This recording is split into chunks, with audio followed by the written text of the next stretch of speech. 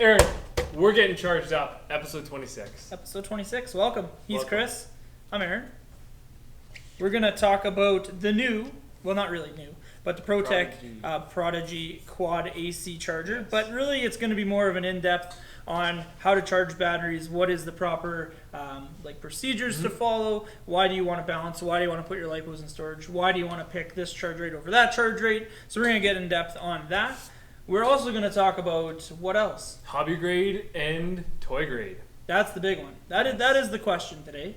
But yeah, we're going to show you the differences on why you want to pick a hobby grade truck versus a toy grade truck. The big differences and everything. Yeah, exactly. So this is going to be a pretty charged up episode. I used your pun. It's great. But yeah, so let's just get right into it.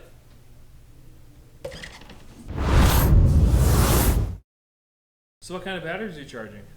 We're going to charge some 2-cells today. Yep. Some Gens Ace 2-cell 5000 regular pack and a 2-cell 5000 shorty pack. With bullets. With bullets, yeah. So that's the big difference on a regular leaded end with a balanced lead versus bullets. Yes. So let's get right into it. So we're going to talk about how to pick the proper charge settings, Yes. what kind of all the different charge settings will do for you, what kind of batteries you can charge and the amps you can charge them safely, and kind of the different connectors and things you need LiPo versus NIM. Because there is some different connectors and stuff that LiPo batteries will have that NIM batteries will not. So first things first, let's talk about how to pick a proper rate. So most batteries... Charge rate. Yeah, charge rate. Amperage. Yeah, correct. What he said.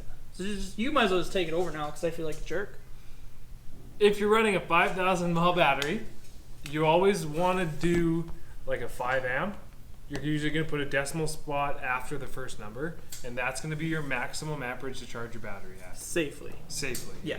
And normally we always try to pick a balanced charge versus just a regular fast charge. So a regular fast charge will obviously get your battery charged faster than a balanced charge. The only issue is it's going to put in 4.2 volts per cell, whether it's a 2-cell or a 3-cell or a 4-cell, 5-cell, 6-cell, but it's going to do it as fast as possible. So just do 5 amps all the way through, and then it's going to say, okay, it's done, ready to go.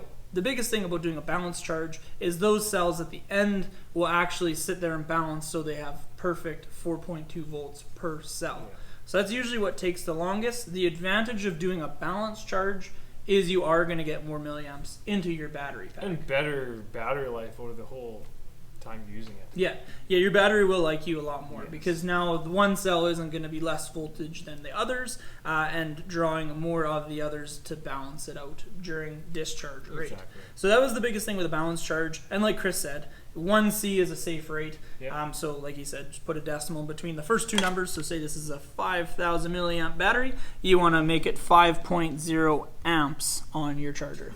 So if you have a bigger battery and a charger that's capable of doing over 5 amps, obviously you can charge it faster, and you could obviously charge it less than this too. Like you can charge it at 2.5 amps. If you want a nice slow charge, you can always trickle charge it half, 2.5 or something like that. Yeah, correct. Never so hurts. You can always charge it less. Yes.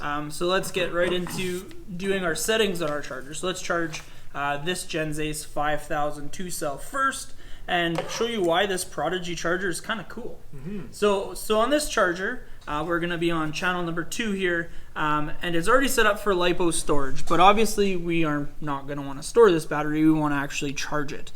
We've discharged it all the way, and we want to go use our car. So now what we want to do is pick our rate. So like we talked about, we want to do a balanced charge.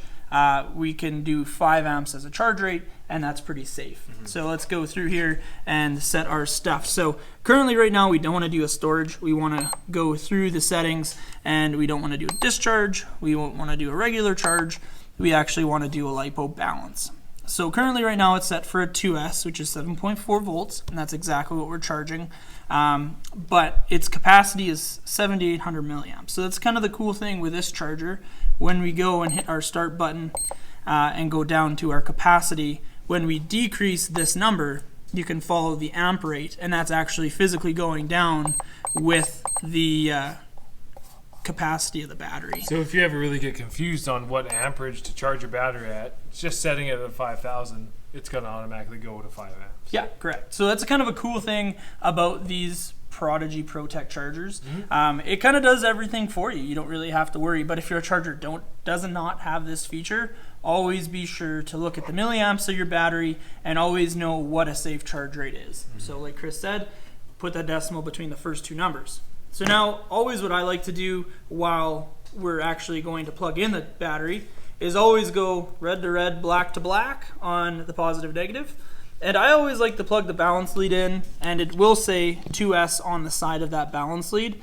And then I'll go look at the charger and just make sure it is set for a 2S, just to make sure we have the proper settings. The next thing you always want to do when charging LiPo is use a LiPo bag or an ammo box. And what this does is it's pretty much a Kevlar bag, and it has industrial Velcro in. So what we want to do is put this battery in here, push the leads out to the side here, I'll flip it over, plug the balance board back in,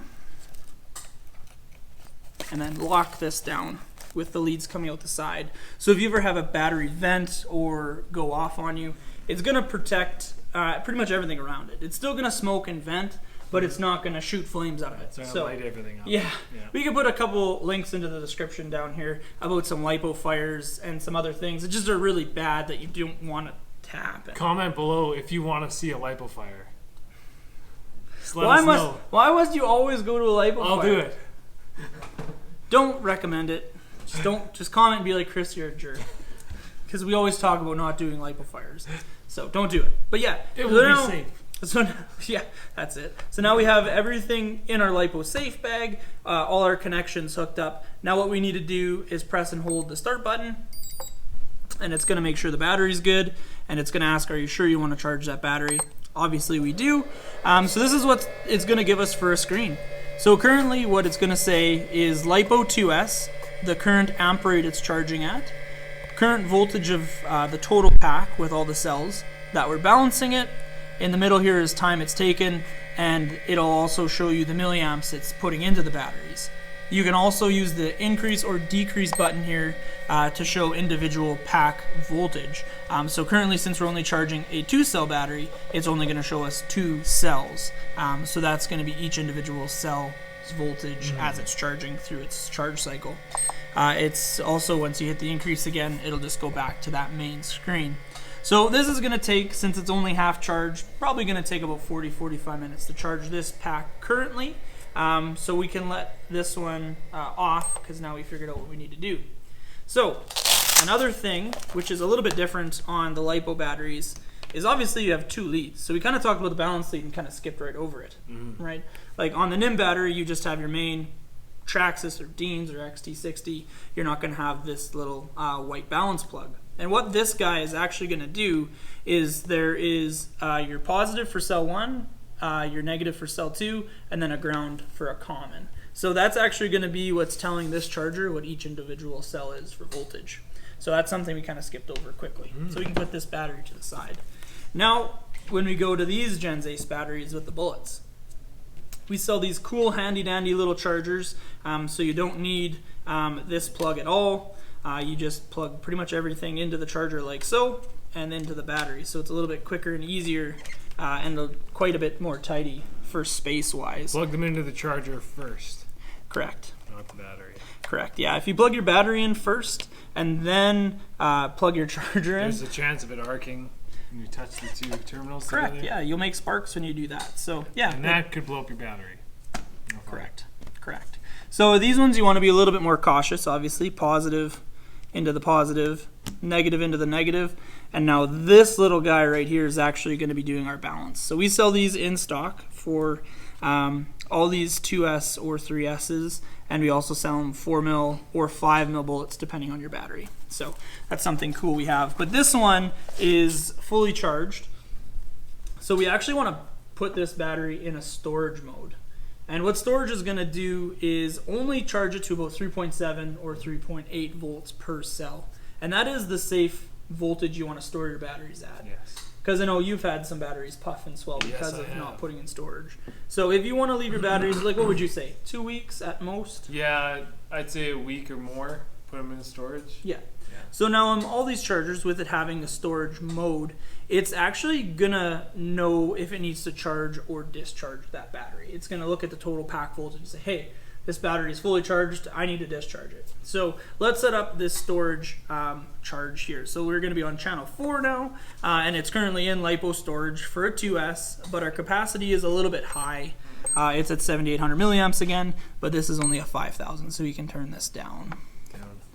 Oh, I'm increasing, not decreasing. Good catch.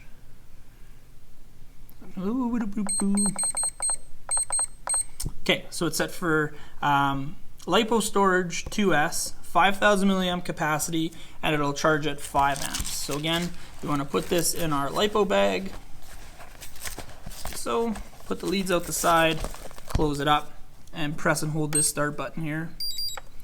And it's going to make sure what we're doing is correct, and we for sure know our stuff is correct.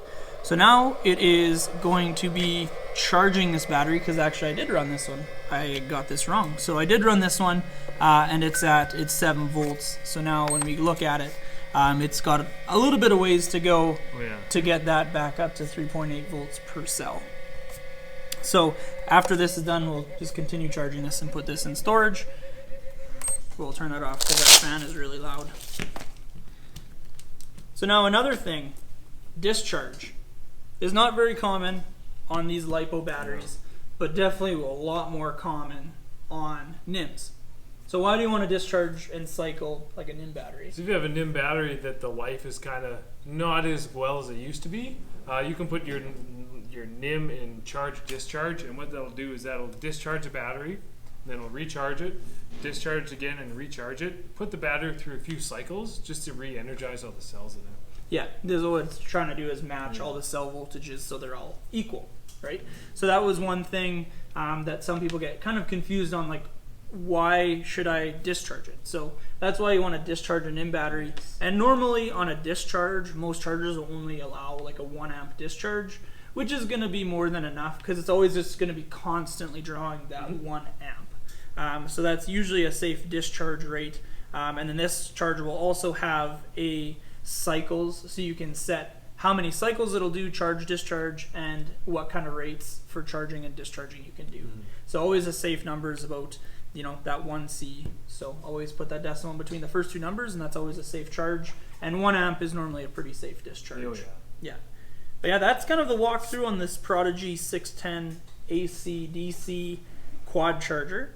If there's any questions, on getting these charge leads, why these charge leads are better than a balance board, or any questions on why you should be charging a battery at a certain rate or not, post a comment down below. We can always answer them, help you out, make sure you're charging everything safely so you can get the most fun and most playtime out of your batteries. You can get charged up. Is that your pun for this episode? That's not pun. Let's get charged up. Let's get charged up. Dodge RC Hobbies. We'll make that the title. Charged up. Let us charge you up. Episode 26, charged up. Is there lightning bolts? Lightning bolts. Ka-chow! Ka-chow! Yeah. Watch, we're going to get sued by Pixar now.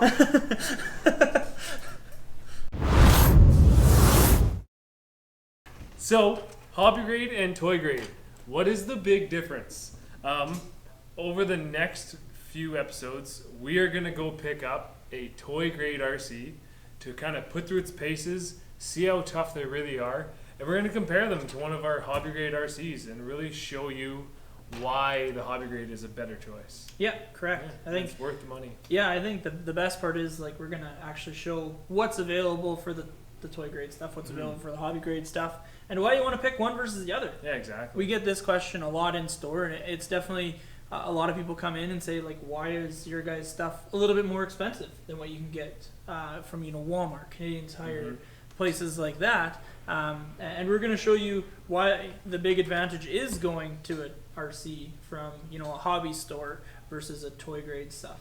So as you can see, obviously the first big advantage is all the parts behind the wall, but that's the first advantage, and that one's pretty obvious. But we're gonna definitely pick one up. Is there one you have in mind? Oh, it's got to be like a monster truck or something. Monster truck versus monster truck, or like a buggy. Oh yeah, something like something.